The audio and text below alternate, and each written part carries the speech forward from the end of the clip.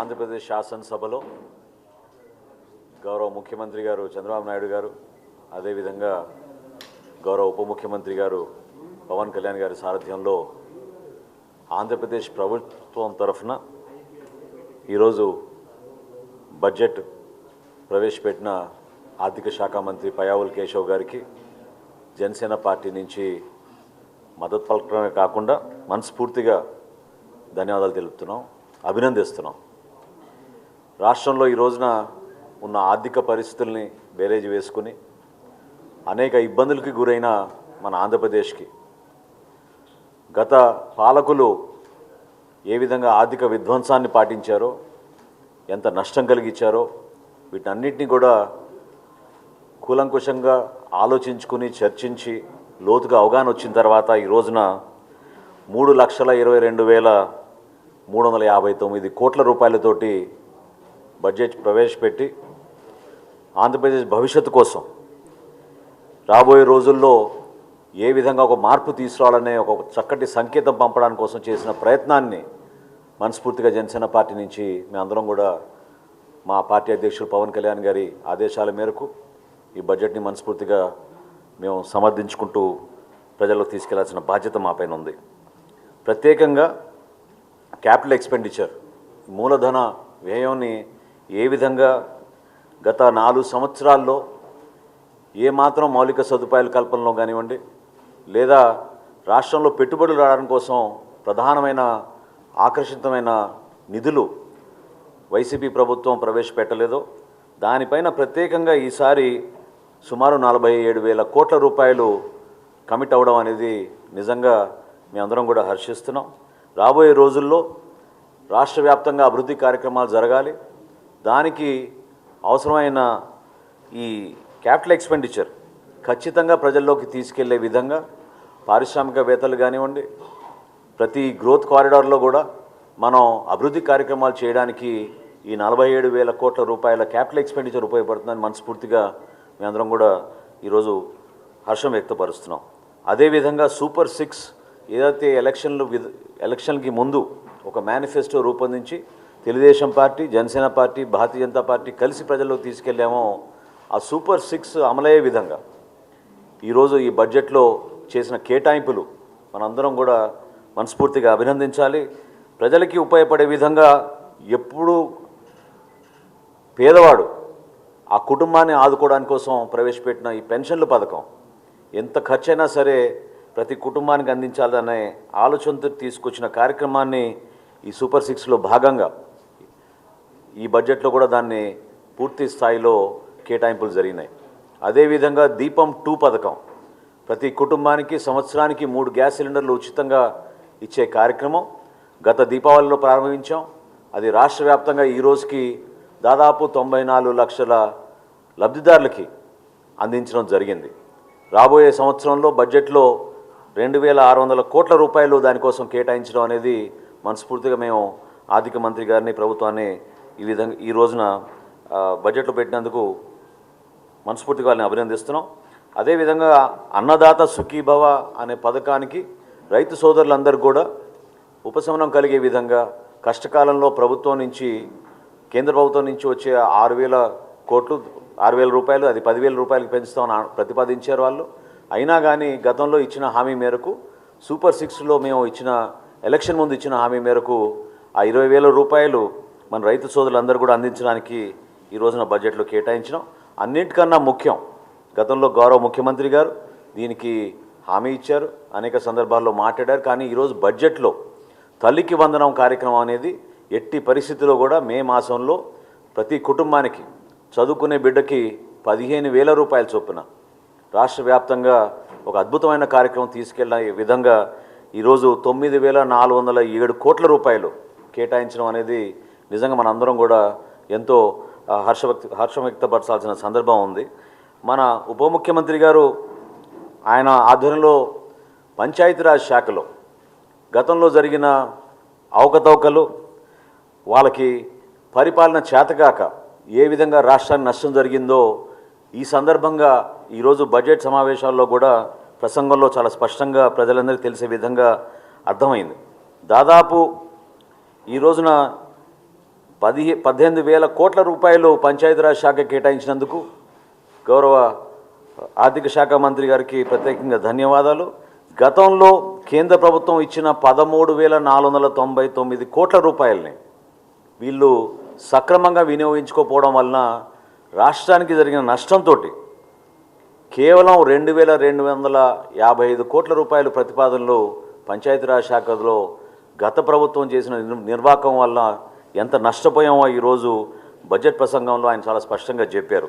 ఏమైనప్పటికీ ఒక కొత్త ఆలోచనతోటి, కొత్త విధానంతో పవన్ కళ్యాణ్ గారు ఉప ముఖ్యమంత్రిగా, పంచాయతీరాజ్ శాఖ మంత్రిగా గతంలో ఎన్నడూ లేని విధంగా గ్రామాల్లో రోడ్ నెట్వర్క్ పెంచడానికి కోసం చేస్తున్న ప్రయత్నం మనందరం కూడా చూస్తూనే ఉన్నాం.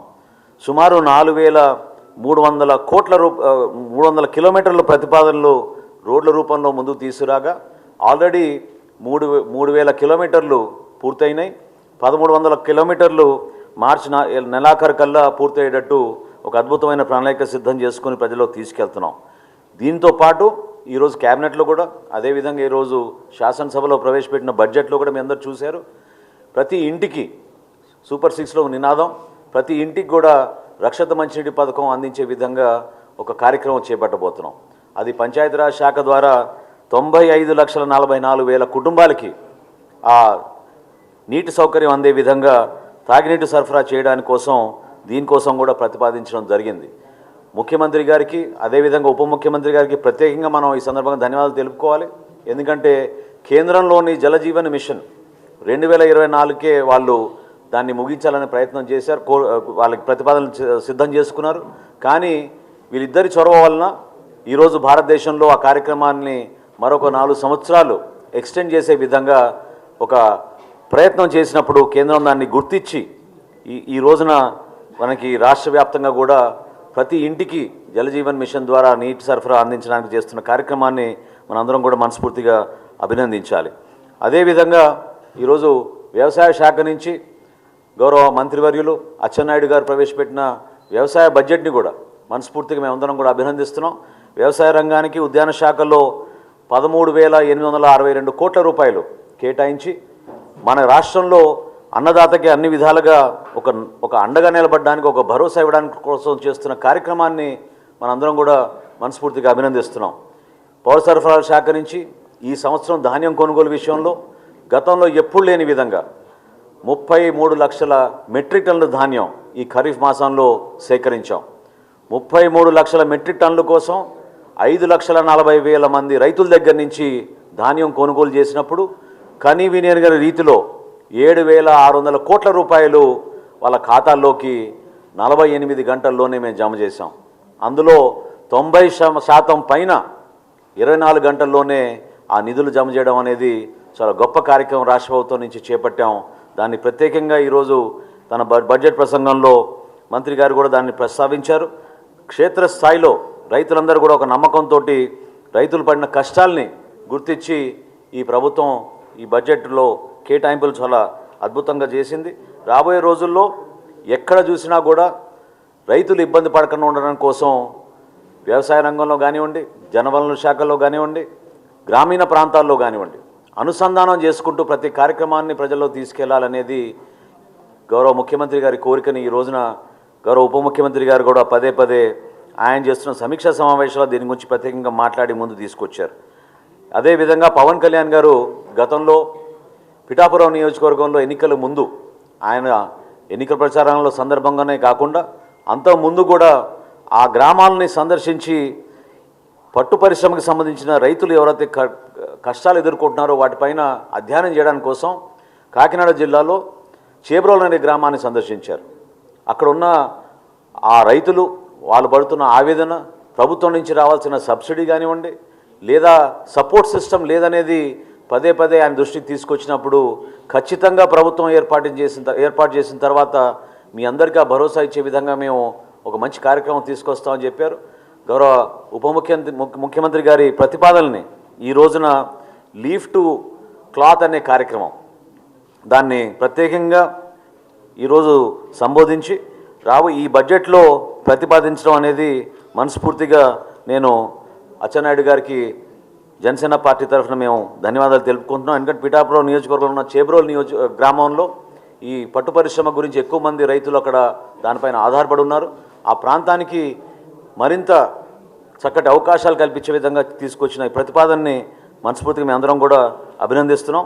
అదేవిధంగా ఆక్వా రైతుల గురించి గతంలో అనేక సందర్భాల్లో ఆ ప్రాంతాల్లో పర్యటించినప్పుడు ఆక్వా రైతులు పడుతున్న కష్టాల గురించి గత ప్రభుత్వం వైసీపీ హయాంలో ఆక్వా రంగాన్ని ఏ విధంగా దెబ్బకొట్టిందో అక్కడ ఉన్న రైతులందరికీ బాగా తెలుసు. వీళ్ళు ఒక మాఫియాలాగా ఏర్పడి ఆ ప్రాంతంలో కష్టపడి సాగు చేసుకుంటున్న ఈ రైతులకి, ఈ ఆక్వా రంగంలో ఉన్న రైతులందరికీ కూడా అనేక సందర్భాల్లో వాళ్ళు ఇబ్బంది పడిన సందర్భంలో ₹3.85 వాళ్ళు యూనిట్ విద్యుత్ ఛార్జ్ పెంచారు. దానికి అప్పుడే గతంలో గౌరవ ముఖ్యమంత్రి గారు చంద్రబాబు నాయుడు గారు, అదేవిధంగా ఉప ముఖ్యమంత్రి గారు పవన్ కళ్యాణ్ గారు మాట ఇచ్చారు, తప్పకుండా ఈ రైతుల్ని ఆదుకునే బాధ్యత మేము తీసుకుంటాం, దానికి ఒక ఉపశమనం కలిగే విధంగా ఈ రోజున బడ్జెట్ ప్రసంగంలో కేవలం ₹50 యూనిట్ ప్రతిపాదిస్తూ ఆక్వా రంగాన్ని కూడా కాపాడే విధంగా మనకి ఆంధ్రప్రదేశ్ నుంచి ఎక్కువగా మనకి ఎక్స్పోర్ట్ జరిగేది ఆక్వా రంగం నుంచే. ఆ రంగాన్ని మరొకసారి కుదేలు కాకుండా భద్రపరిచే విధంగా వాళ్ళకి ఆ గౌరవం నింపే విధంగా తీసుకున్న ఈ అన్నింటినీ కూడా మేము మనస్ఫూర్తిగా సమర్థిస్తున్నాం. రాబోయే రోజుల్లో రాష్ట్రానికి ఖచ్చితంగా ఒక మంచి ప్రభుత్వం ద్వారా, ఒక మంచి నాయకత్వం ద్వారా ప్రజలందరూ కూడా ఒక నమ్మకంతో, విశ్వాసంతో మేము చేస్తున్న ఈ కార్యక్రమాల్ని ఆస్వాదించే విధంగా, అది మౌలిక సదుపాయాల కల్పనలో కానివ్వండి, అభివృద్ధి కార్యక్రమాల్లో కానివ్వండి, లేదా సంక్షేమ కార్యక్రమాల్లో కానివ్వండి, అన్నిటినీ కూడా ప్రజలకి అంకిత భావంతో పనిచేసే విధంగా ఈ బడ్జెట్ని ఈ రోజున ప్రవేశపెట్టడం జరిగింది. దానికి మనస్ఫూర్తిగా గౌరవ ఉప ముఖ్యమంత్రి గారు పవన్ కళ్యాణ్ గారి తరఫున, జనసేన పార్టీ తరఫున మీ అందరం కూడా ఈ బడ్జెట్ని స్వాగతిస్తూ ఈ ప్రభుత్వానికి మరింత బలం నింపే విధంగా క్షేత్రస్థాయిలో చేసే ప్రతి కార్యక్రమాన్ని, ప్రత్యేకంగా ఈరోజు తెలుగు భాష గురించి కూడా ప్రస్తావించినందుకు దానికి కేటాయించిన నిధులు, రాబోయే రోజుల్లో పర్యాటక రంగానికి ఒక ఇండస్ట్రియల్ పాలసీ రూపొందించినందుకు మరొకసారి గౌరవ ముఖ్యమంత్రి గారికి ప్రత్యేకంగా ధన్యవాదాలు తెలుపుకుంటూ, జనసేన పార్టీ నుంచి ఎప్పుడు కూడా మేము ఒక కోఆపరేటివ్ మూడ్లో, అదేవిధంగా సహకరించడమే కాకుండా ప్రభుత్వం చేసే ప్రతి కార్యక్రమాన్ని మేము క్షేత్రస్థాయిలో బలపరిచే విధంగా, ప్రజలకి అందుబాటులో తీసుకెళ్లే విధంగా కష్టపడి పనిచేస్తామని సందర్భంగా తెలుపుకుంటున్నాం. Thank you.